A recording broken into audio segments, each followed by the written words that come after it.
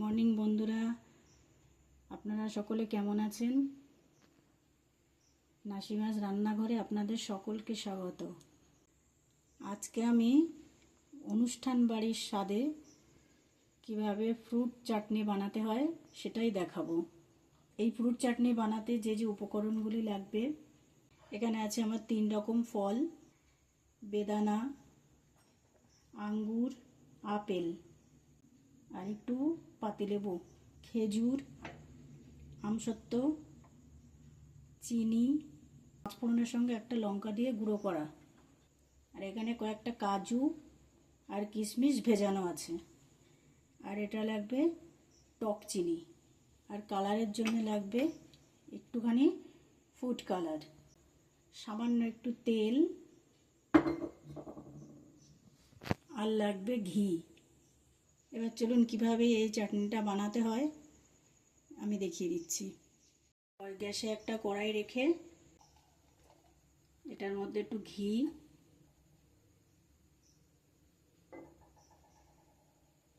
আর 1 চা চামচ সাদা তেল দিলাম।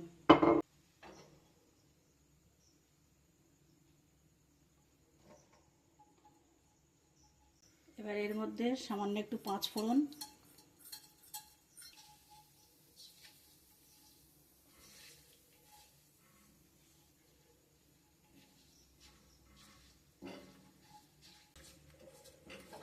পাঁচফোড়নটা খুব সুন্দর একটা গন্ধ ছাড়লে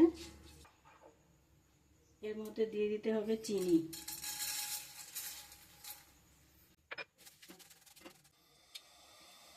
চিনিটা গলে গিয়েছে, এবার এর মধ্যে দিয়ে দেবো ভিজিয়ে রাখা আমসত্ত্ব।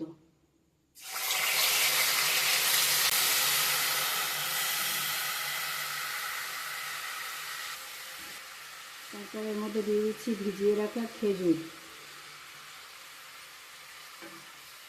কিশমিশ আর কাজু ভিজিয়ে রাখা ছিল সেটাও দিয়ে দিচ্ছি। এবার এর মধ্যে দিয়ে দিচ্ছি একটু টক চিনি, একদম সামান্য, 1 চা চামচ লেবুর রস, আর সামান্য একটুখানি ফুড কালার,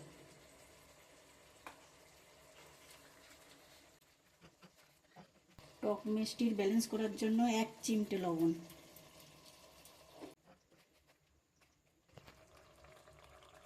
এরকম থাকবে ঘনত্বটা। গ্যাসটা অফ করে দিচ্ছি। এবার উপর থেকে যে 5 ফোড়ন আর শুকনো লঙ্কা ভেজে গুঁড়ো করে রাখা ছিল সেটা ছড়িয়ে দিচ্ছি 1 চামচ। অল্প একটু ঘি। এবার এই চাটনিটা ঠান্ডা হওয়া পর্যন্ত অপেক্ষা করব। ফল এই চাটনিটা গরম থাকাকালীন অবস্থায় দেওয়া যাবে না। চাটনিটা ঠান্ডা হয়ে গেছে, এবার এর উপরে কেটে রাখা ফলগুলো সরিয়ে দেব।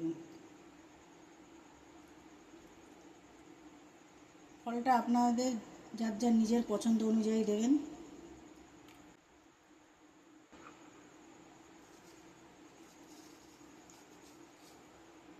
এবার দিচ্ছি আপেল, এবার এর উপরে বেদানা ছড়িয়ে দেব।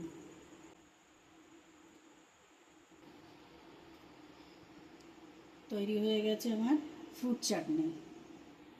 শেষ পাতে পাঁপড়ের সঙ্গে চাটনিটা পরিবেশন করুন।